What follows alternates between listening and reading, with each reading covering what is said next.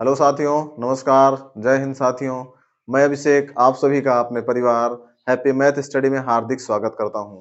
साथियों, आज हम आप लोगों को सिखाएंगे पक्षांतर के बारे में। आप लोग ध्यान दीजिएगा, एक प्यारा सेशन हम बताएंगे आप लोगों को। आज पक्षांतर आप लोग बिल्कुल सही से समझिएगा। चलिए साथियों, हम शुरुआत करते हैं। आज पक्षांतर।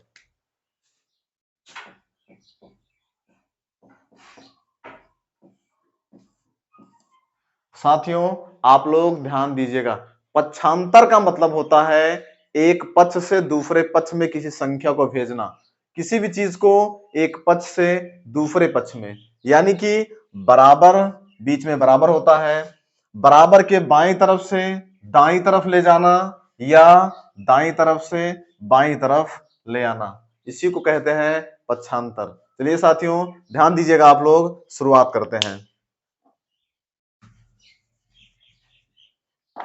साथियों ध्यान दीजिएगा, पक्षांतर का मतलब होता है उल्टा। धन का पक्षांतर ऋण में होगा, ऋण का पक्षांतर धन में होगा। साथियों, गुणा का भाग में, भाग का गुणा में। ध्यान दीजिएगा, चलिए हम देखते हैं।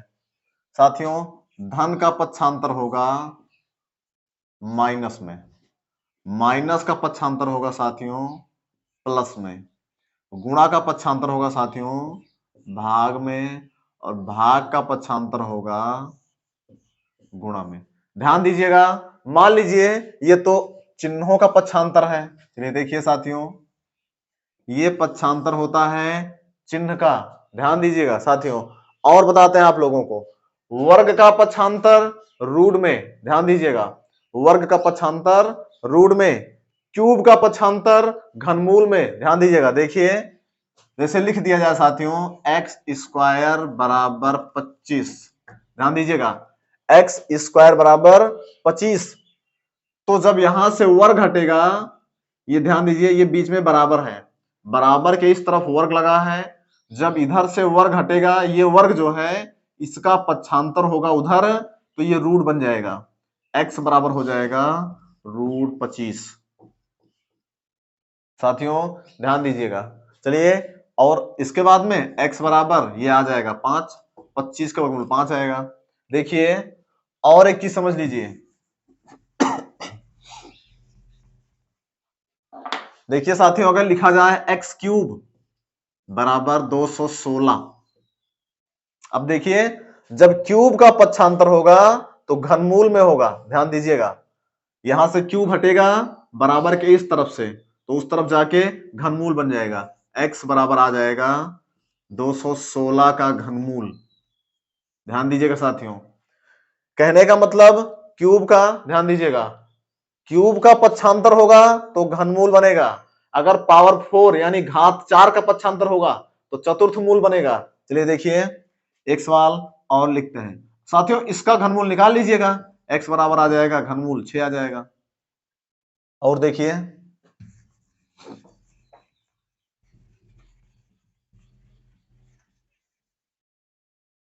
मान लीजिए लिख दिया जाए x की पावर 4 बराबर 27 लिख दिया जाए। ध्यान दीजिएगा, या कोई और संख्या लिख दिया जाए। देखिए, लिख दिया जाए 16। ध्यान दीजिएगा, तो जब यहां से पावर 4 हटेगा, इधर इधर चतुर्थ मूल हो जाएगा, यानी कि 16 लिख के चतुर्थ मूल। ध्यान दीजिएगा साथियों, चलिए देखिए, अब हम लोग शुरुआत करते हैं चिन्ह वाला पक्षांतर। साथियों, एक पिछले वीडियो में आप लोगों को बताए थे वर्गमूल। ध्यान दीजिएगा, वर्गमूल का मतलब 1/2 घात, घनमूल का 1/3 घात, चतुर्थ मूल 1/4 घात, पंचमूल 1/5 घात, इस तरह से आगे डाट डाट आगे होता है। चलिए देखिए, अब हम बताते हैं चिन्ह के बारे में।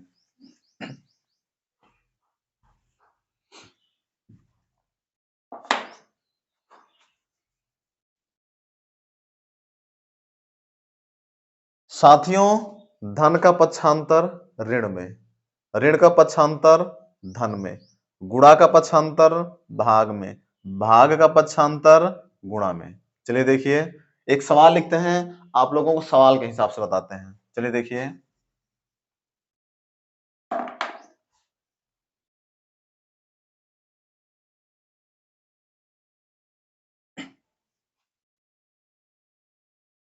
साथियों लिख दिया जाए x धन 3 बराबर 5।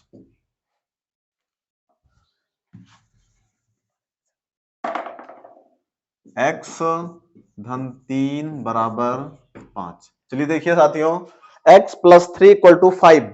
ध्यान दीजिएगा साथियों, ये x वाला पद है और ये संख्या वाला है। ध्यान दीजिएगा साथियों, ये x वाला पद है, ये संख्या वाला पद है। चलिए देखिए, इसको बोलते हैं चर, यानी ये चर वाला पद है, और ये अचर पद है। संख्या को अचर बोलते हैं। चलिए देखिए, x या y या z या a से लेके जो भी z तक संख्याएं होती हैं, अक्षर होते हैं, उनको चर बोलते हैं। ध्यान दीजिएगा, संख्याएं अचर होती हैं। चर को हम लोग एक तरफ करेंगे, यानी x वाला पद एक तरफ होना चाहिए और गिनती वाला यानी संख्या वाला पद एक तरफ होना चाहिए। चलिए देखिए,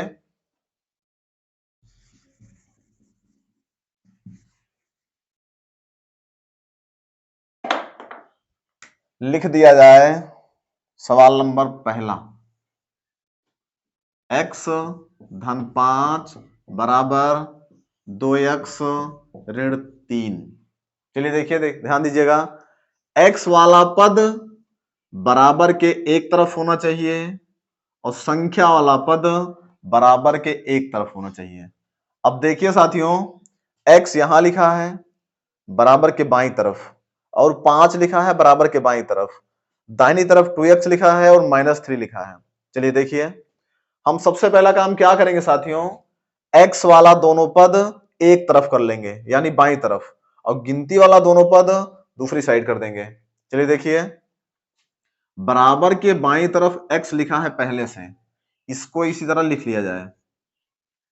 ये देखिए, बराबर के दूसरी तरफ 2x लिखा है, इसके पहले यहां प्लस छिपा है, यानी ये +2x है। इसको जब बराबर के इस तरफ लेके आएंगे तो ये हो जाएगा -2x। अब बराबर लगा दिया जाए।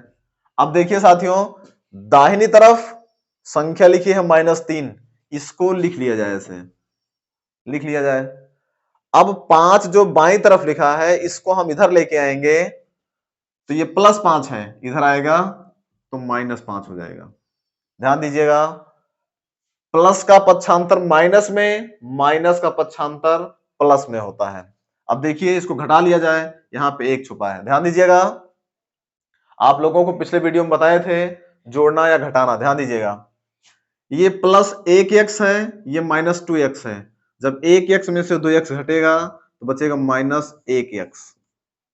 एक चाहे लिखा जाए चाहे ना लिखा जाए, एक हमेशा गुणा में छुपा होता है। तो ये देखिए, यानी ये बच गया -x बराबर, इधर देखिए -3 और -5, यानी कि -8। अब दोनों तरफ से माइनस है, खत्म हो गया, x बराबर आ गया 8। चलिए देखिए, अगला सवाल लिखते हैं, इसके बाद एक सवाल और लिखते हैं।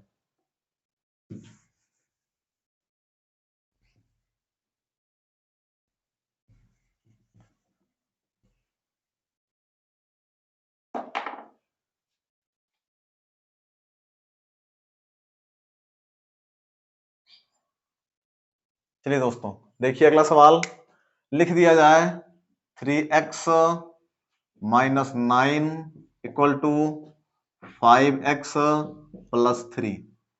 चलिए देखिए, ध्यान दीजिएगा साथियों, x वाला दोनों पद बराबर के एक तरफ होना चाहिए और संख्या वाला दोनों पद बराबर के उस तरफ होना चाहिए।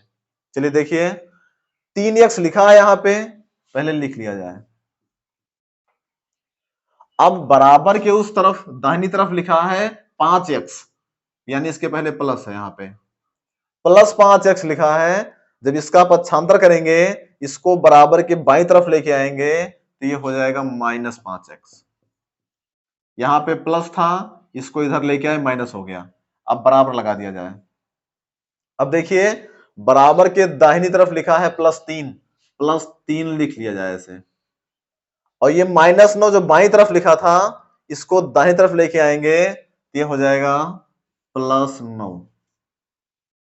चलिए अब देखिए, 3x में से 5x घटाया जाए, 3x में से 5x घटेगा तो आएगा 2x।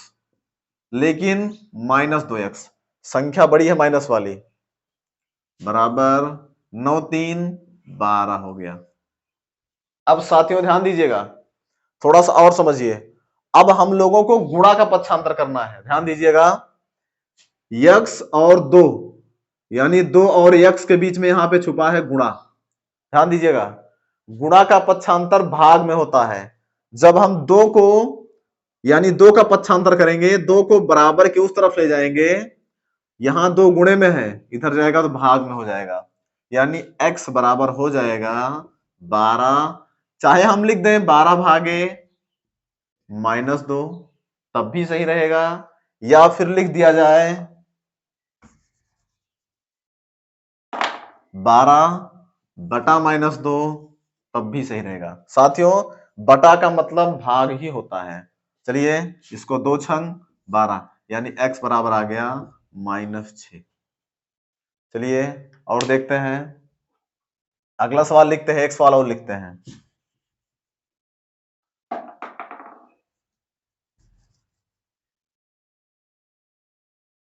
चलिए साथियों एक सवाल और लिखते हैं।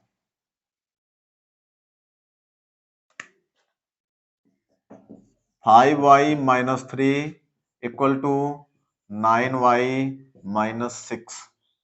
चलिए देखिए साथियों, सबसे पहला काम हम लोग क्या करेंगे, देखिए ये y वाला एक पद ये है, एक पद ये है। दोनों पद को हम लोग एक तरफ कर लेंगे, और गिनती वाला जो पद है यानी कि -3 और -6, दोनों को एक तरफ कर लेंगे। चलिए देखिए, सबसे पहले बाईं तरफ ये लिखा है 5y, इसको लिख लिया जाए 5y। अब बराबर के दाहिनी तरफ से हम लोग 9y को लेके इधर आएंगे, इसके पहले यहां पे प्लस छुपा है, तो इधर आएगा तो हो जाएगा -9y बराबर। देखिए साथियों, दाहिनी तरफ -6 पहले से लिखा है, इसको लिख लिया जाए। इधर बाईं तरफ लिखा था -3, तो -3 को उधर लेके जाएंगे, ये हो जाएगा +3।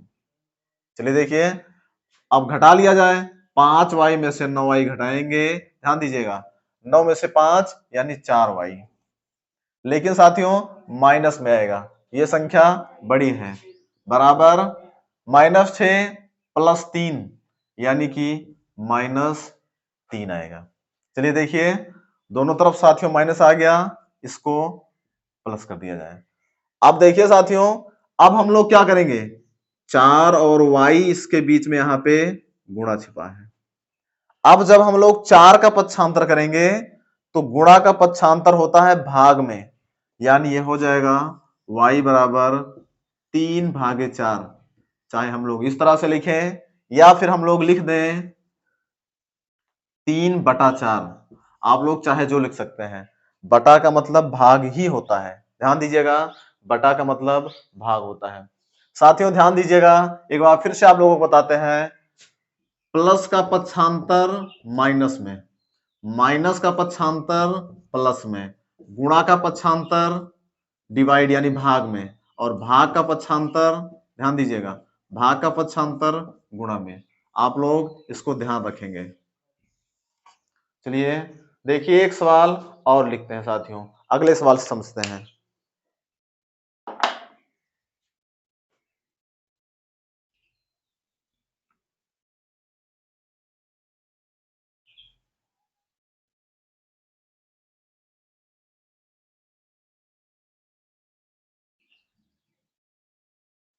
देखिए साथियों, लिख दिया जाए x/3 बराबर 7।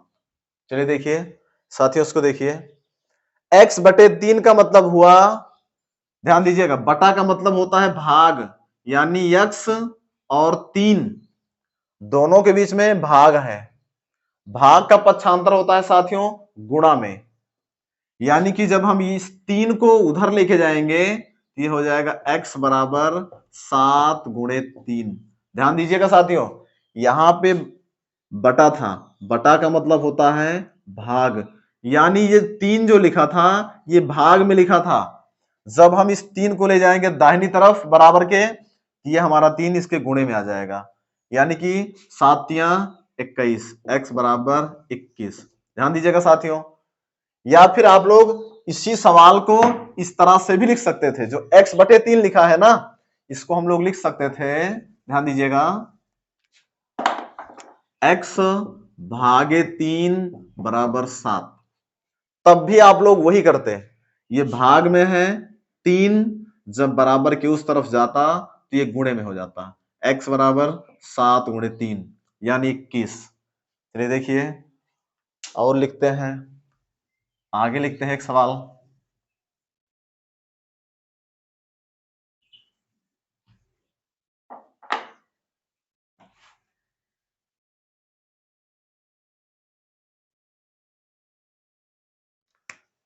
देखिए लिख दिया जाए 3y minus 9 equal to minus 9y minus 2। चलिए देखिए साथियों, सबसे पहला काम हम लोग क्या करेंगे, सबसे पहला काम हमें करना है y वाला दोनों पद एक तरफ कर लिया जाए। साथियों 2 पद, 3 पद, 4 पद, 5 पद, जितना भी पद रहेगा सजातीय पद, उसको सबको हम एक तरफ कर लेंगे, ध्यान दीजिएगा, और संख्या वाला पद एक तरफ कर देंगे। यानी कि एक तरफ, ध्यान दीजिएगा, बाईं तरफ एक x या y या z जो भी रहेगा उसको इकट्ठा कर लेंगे, और दाहिनी तरफ हम लोग संख्या वाला पद कर देंगे। चलिए देखिए, इसको लिख लिया जाए 3y, इधर से माइनस 9y हम लोग, ये बीच में बराबर लगा है, बराबर के इस तरफ लेके आएंगे, ये हो जाएगा प्लस 9y बराबर। अब देखिए दाहिनी तरफ -2 लिखा है, इसको लिख दिया जाए, -9 इधर से इधर जाएगा तो ये हो जाएगा +9। चलिए अब ध्यान दीजिए, इसको हल कर लिया जाए, 3y + 9y यानी कि 12y बराबर -2 और +9। ध्यान दीजिएगा साथियों, ये घट जाएगा, 9 में से 2 गया 7, लेकिन +7 प्लस वाली संख्या बड़ी है। चलिए देखिए, अब हमारा हो गया 12y बराबर 7, यानी कि 12 और y के बीच में यहां पे क्या छुपा है, गुणा छुपा है। ध्यान दीजिएगा, यहां पे गुणा, तो साथियों गुणा का पक्षांतर होता है भाग में, यानी जब ये 12 इधर जाएगा तो ये भाग में आ जाएगा, भाग का मतलब होता है बटा, यानी y बराबर आएगा 7/12। चलिए और देखते हैं, और साथियों सवाल लिखते हैं एक सवाल।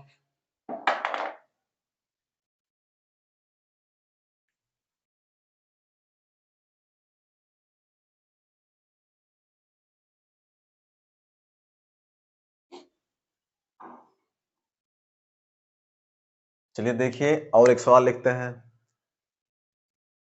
लिख लिया जाए y/5, ध्यान दीजिएगा, इक्वल टू y -3। चलिए देखिए, इसको देखिए, ध्यान दीजिएगा, इसमें साथियों y वाला 2 पद है और संख्या वाला सिर्फ एक पद है, वो भी जो लिखा, संख्या वाला जो पद लिखा है वो पहले से ही दाहिनी तरफ है, इसको यहीं रहने दिया जाए, इसको साथियों यहीं पे रहने दिया जाए। सबसे पहला काम हम लोग क्या करेंगे, y वाला ये पद पक्षांतर कर लेंगे, y/5 लिख लिया जाए, ये प्लस y है, इसको इधर लेके आएंगे, ये हो जाएगा -y बराबर, इसको -3 को हम लोग इसी तरह लिख लेंगे। चलिए देखिए साथियों, अब आप लोगों को पिछली क्लास में बताए थे, यहां पे हम लोग बटा 1 छुपा होता है, बटा 1 कर लिया जाए। अब देखिए इसका बजगुणा कर लिया जाए, y से करेंगे, y का नाम y माइनस 5y बटा 5। ध्यान दीजिएगा, पहले इसका इससे बजगुणा, फिर इसका इससे बजगुणा, फिर 5 का नाम 5 हो गया बराबर। चलिए देखिए साथियों, -3 लिख लिया जाए। अब देखिए ये 1y है, 1y में से 5y घटेगा तो ये आएगा -4y बटा 5 बराबर -3। चलिए देखिए साथियों, अब ध्यान दीजिएगा साथियों, बटा का मतलब होता है भाग, भाग का पक्षांतर होता है गुणा में, जब ये 5 इधर जाएगा तो ये हो जाएगा -4y बराबर -3 गुणे 5, यानी कि -4y बराबर आएगा 5 तिहाई 15 -15। ध्यान दीजिए साथियों, अब देखिए इसके बीच में यहाँ पे क्या छुपा है, गुणा छुपा है।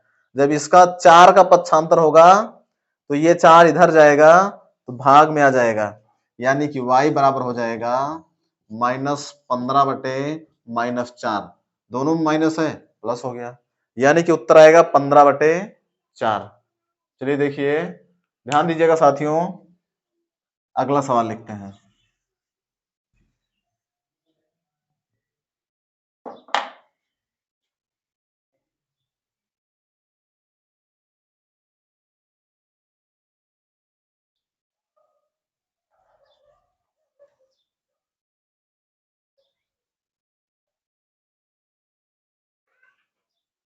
देखिए साथियों, ध्यान दीजिएगा, एक सवाल और लिखते हैं।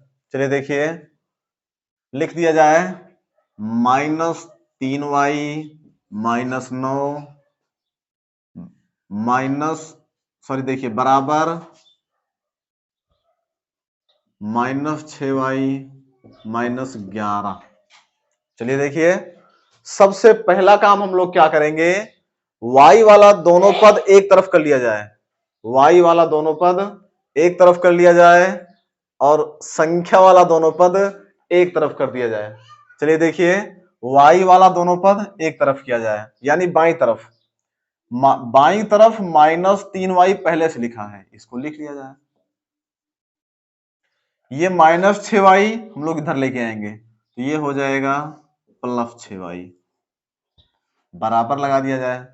देखिए दाहिनी तरफ -11 पहले से लिखा है, इसको लिख लिया जाए। इधर से -9 उधर जाएगा तो ये हो जाएगा +9। अब देखिए -3y में से +6y घटाएंगे, ये माइनस ये प्लस यानी घट जाएगा, 6 में से 3 यानी 3y, प्लस में 3y आएगा, ये संख्या बड़ी है प्लस वाली, बराबर 11 में से 9 घटाएंगे, ये -11 ये +9 यानी घट जाएगा, -11 में से 9 घटाएंगे -2 आएगा। अब देखिए साथियों, ध्यान दीजिएगा, प्लस हमेशा छुपा होता है, प्लस चाहे लगाया जाए चाहे ना लगाया जाए, उससे कोई मतलब नहीं होता है। अब 3 और y के बीच में यहाँ पे गुणा छुपा है। अब हम लोग 3 का पक्षांतर करेंगे तो ये भाग में आएगा, y बराबर -2 बटा 3 होगा। ध्यान दीजिएगा, y बराबर -2 बटे 3 आएगा। चलिए और देखते हैं एक सवाल। साथियों पक्षांतर आप लोग सही से सीख लीजिएगा।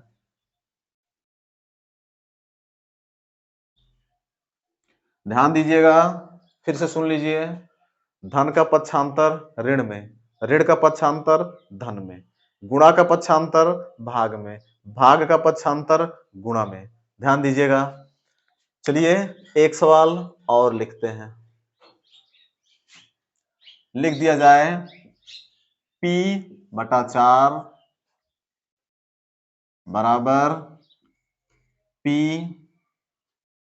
-3, इतना केवल। ध्यान दीजिएगा, अब साथियों p वाला हमारे पास 2 पद है और संख्या वाला सिर्फ एक पद है, तो देखिए ये वाला p सबसे पहला काम करेंगे, इसको इस तरफ कर लिया जाए, यानी कि p बटा 4 लिखा जाए, ये इधर से आएगा, ये यहाँ पे प्लस छुपा है, -p हो जाएगा, बराबर -3।